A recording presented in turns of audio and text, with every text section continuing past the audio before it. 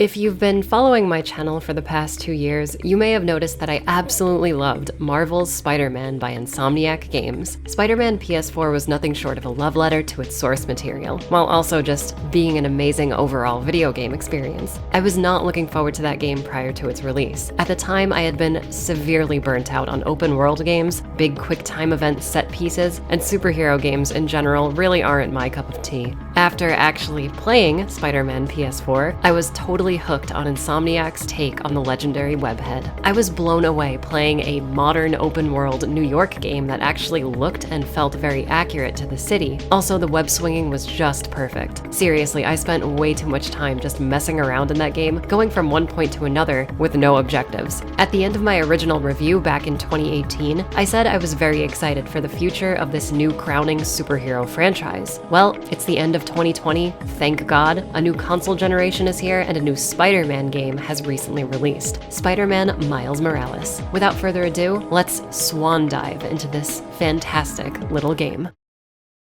Just like the first game, the web swinging you'll be doing for 99% of your adventure is incredible and enhanced. It's just as easy to get into and learn for beginners, and for people like me who have been playing the original game for 2 years on and off, you'll be style swinging right away. Like before, holding R2 starts your swing and pressing X at the top of your arc shoots Miles forward. You can maintain height and momentum with web zips and ground level point launches to gain speed and recover from falls. Miles also has another web swinging option that Peter doesn't, and that's height boosting with his new Venom electricity powers. So if the swinging wasn't fun enough before, now when you have 0 swing points or recoveries, you can just blast yourself up in midair, keeping your speed going at the expense of one of your Venom meters. As this game was coming out, this was actually something I was worried about. I was sure Insomniac wouldn't have anywhere else to go with this traversal system, but they totally knocked it out of the park again.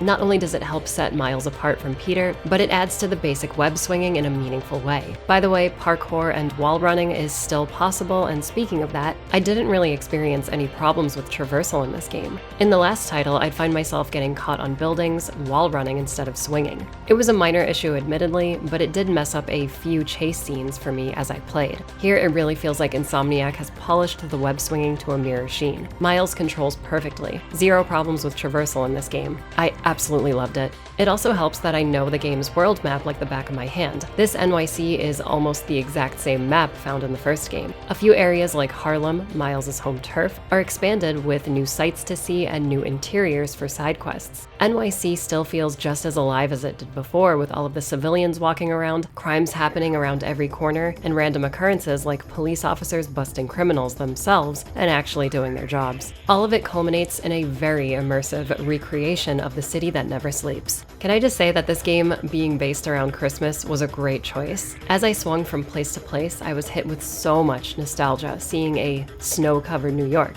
I was incredibly homesick. Like, I can't stress it enough, guys. The environment artists of Spider-Man PS4 and Miles Morales should be so proud with their work. Some might see the exact same map as a problem, but I personally think it's great for a shorter open-world experience like this. However, one minor problem that I have with this game is that Miles is from Brooklyn, and we never get to explore that borough once in this title. He's just in Manhattan the entire time, which I get it. They're probably saving that for the sequel, but I just want to explore Brooklyn right now. Mini rant aside, an amazing design decision this game brings us is you no longer have to reactivate the surveillance towers to reveal the world map. It's almost like that shouldn't be a feature in any open world game. Just let me see the map from the start. What's the big deal? With that said, this title really felt like jumping back into Spider-Man PS4 as a sort of epilogue to that game, a final send-off with its familiarity. Something else that feels very familiar is the combat. It's very similar to the first game's Arkham free-flow system, with a few changes to make Miles feel like a different type of Spider-Man. As a fledgling crime fighter, melee attacks and ranged web strikes animate so well, with rookie Miles visibly struggling to fight back sometimes. It visually establishes him as a much less experienced experienced brawler than the seasoned Peter Parker. It adds a lot to his personality while also functioning the exact same way as Peter's original attacks. One thing I would have loved to see is Miles' struggling animations change to more stylish and confident ones by the end of the game, but they might be saving that visual progression for a true sequel.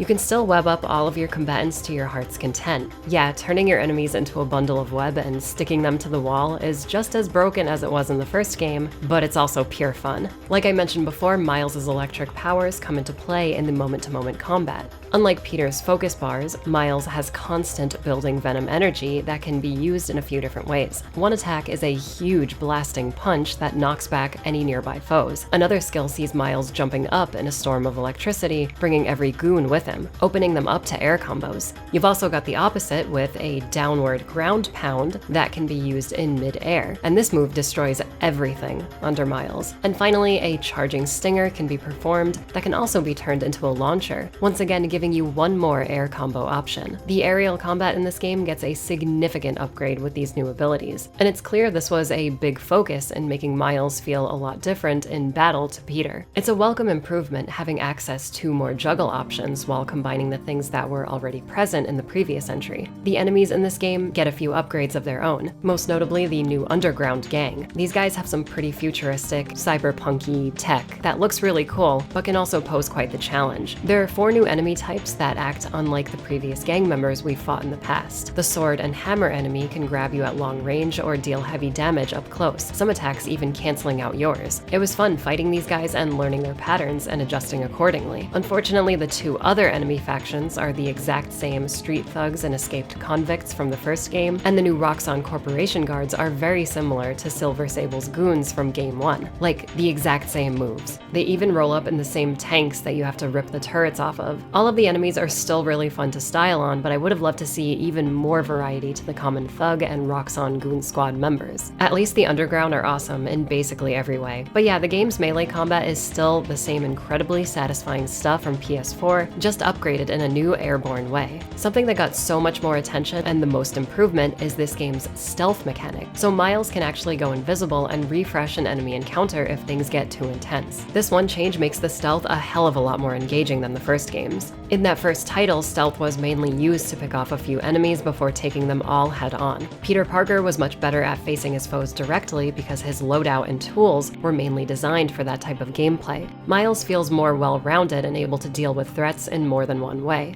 It's so nice having the ability to create some breathing room and hide for a bit while planning out your next course of action. You feel more like a predator as your opponent starts to freak out as you vanish before their eyes. I bet that sounds familiar. Miles gets a total of 4 gadgets. That's 4 less than Peter got. Honestly, I didn't really use them a lot during my playthrough. The Gravwell and Remote Mine are good for setting up traps in the environment, specifically for stealth encounters, and the Hollow Clones are just kinda there.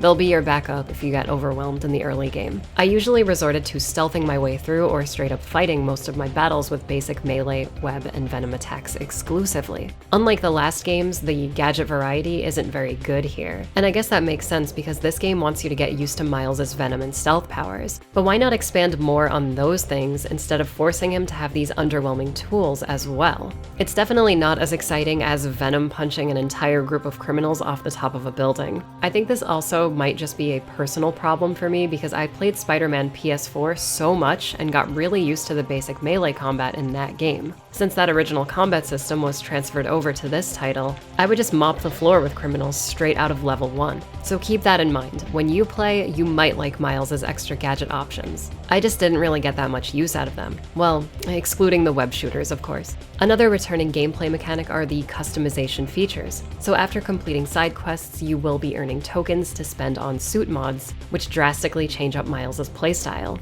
Just like in Spider-Man PS4, all of the suits look amazing and are fully unlockable through gameplay. No DLC purchases required. Like, look at this perfect Spider-Verse suit that actually slows down Miles' frame rate to emulate the look of the movie. Like, You didn't have to go that crazy, Insomniac, but I really appreciate it. The best thing about this game's customization is that there are 2 types of currency: activity tokens and tech parts, instead of Peter's 6 currency types that were spread across multiple quest lines. I'm really happy this got streamlined because it gives you a bit more freedom to customize and purchase the things you want, instead of having certain mods or suits locked behind specific progression checkpoints. Like before, defeating enemies and completing quests also levels you up, and the skill tree here is similar to the original games, but geared more towards the venom attacks and stealth abilities available to Miles. I'm still not a huge fan of skill trees, but at least in these Spider-Man games, everything unlocks pretty quickly. I'd love it if something like DMC's skill shop was used here, so I could choose what I wanted from a list instead of having to complete a full tree of things to get certain abilities. But skill trees are an industry-wide issue, so I can't really hold it against this game in particular. Adding to that, all of the side quests in this game come from the new phone app that Miles and his friend Genki developed together. From here, you can pick up orders from civilians that require Spider-Man's help. Most of these jobs are pretty standard, like helping a man get his truck out of the snow, or tracking down a missing shipment of toys for a charity fund. Only a handful of these missions stand out, but I kinda like how fast and basic most of them are. It adds to the believability of being a friendly neighborhood Spider-Man. You're not taking on world-ending threats every 10 minutes. You're helping a guy find his lost cat. I don't know, I thought it was pretty cool. Random crimes will pop up as you explore the city, and these crime missions are actually selectable from the phone app and replayable to earn better ranks and more tokens for upgrades. Even if the objectives of these side quests get basic, everything in this game is designed around the amazing web swinging, so I'm personally always having fun when out in the open world. Well, actually, not really. I lied. There are some truly pace-murdering puzzles that you have to do throughout some of the main content. Stuff like moving a train into its proper position by slowly rotating it with your webs. Or how about connecting generators with electric webbing? Over and over again. This stuff got boring for me and brought the game's momentum down to a screeching halt. Don't get me wrong though, these little diversions aren't as bad as the first game's Mary Jane or Miles Morales missions, but they do stand out as pretty lame padding, I think. The game even has an option for explicit puzzle hints just in case you're stuck and want to get back to the fun stuff. Like, why even put the puzzle in the game then? Just design another cool enemy or traversal encounter. To this game's credit though, there are barely any cinematic walking and talking sequences. Gone are the days where, after spending hours as Spider-Man swinging around and having a great time, will you all of a sudden switch to a shoehorned-in Mary Jane stealth mission. Nah, there's none of that here. There are like 3 cinematic sequences in total, but they don't last very long and either lead to an interesting cutscene or throw you straight back into the action almost immediately. No matter how potentially slow this game could get, you are Spider-Man for basically the entire game, which is awesome in a game called Spider-Man. After finishing the game, you can do New Game Plus, where a new suit, mods, and upgrades become available. These things are only available in New Game Plus, which adds a bit more replay value. Some of the trophies require a second playthrough, so that's incentive enough for completionists to get the most out of the game. By the way, I 100%ed this title, and it took me around 20 hours to do. It's just the right amount of content for the price of this game and the length of the narrative, I think.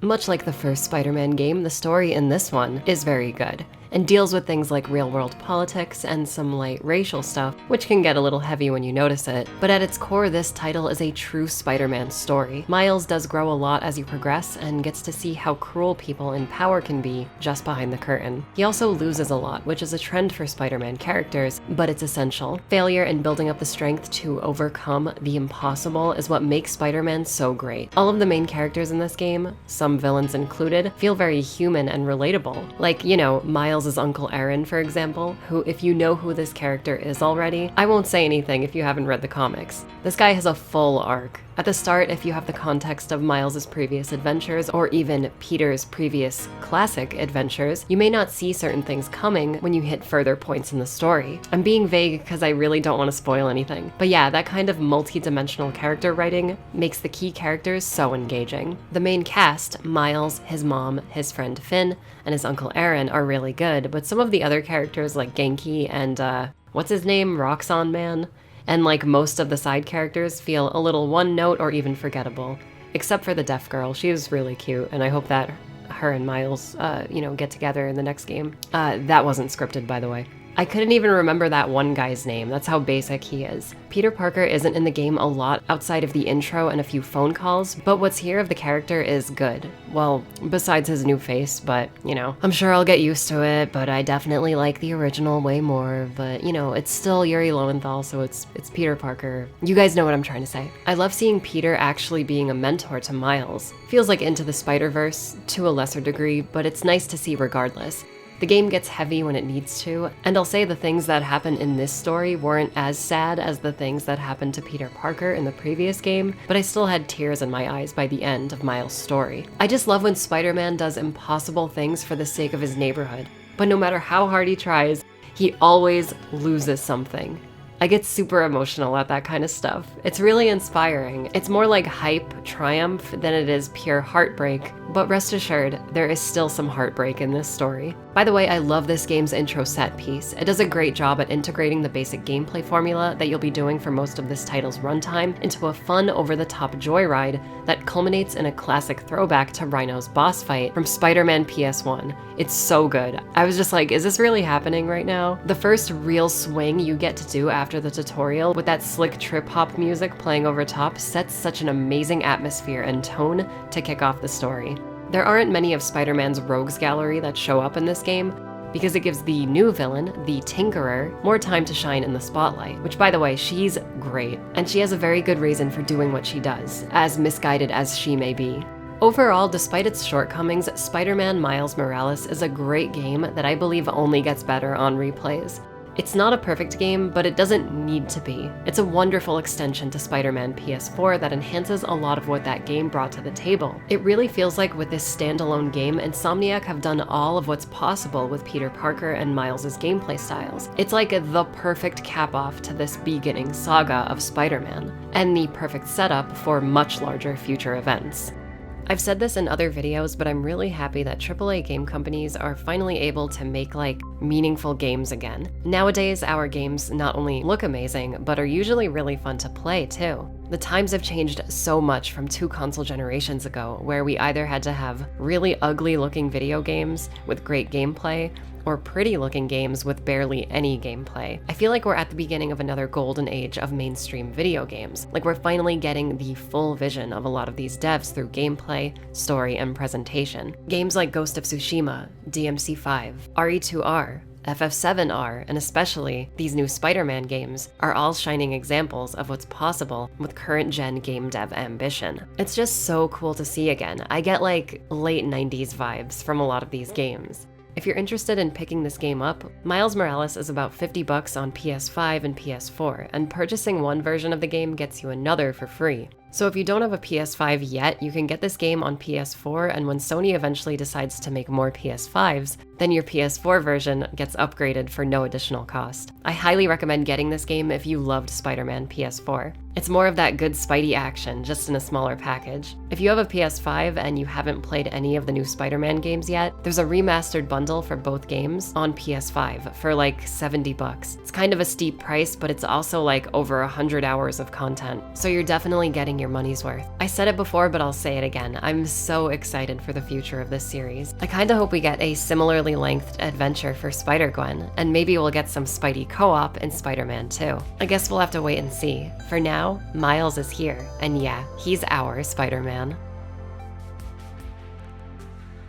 Hey guys, thanks for watching. I'm currently working on a long video project right now for the channel that just wasn't gonna get made in November. I decided to make this Spider-Man video as a follow-up to my first review, and because I was super guilty with not releasing a piece of content. With all of that said, I hope you enjoyed it. Anyway, if you like this video, please consider subscribing and checking out my Patreon down below. Okay, y'all, I'll be seeing you very soon with another huge video. Take care, have a nice day, happy holidays, Merry Christmas, whatever you want to celebrate, and I will see you all later.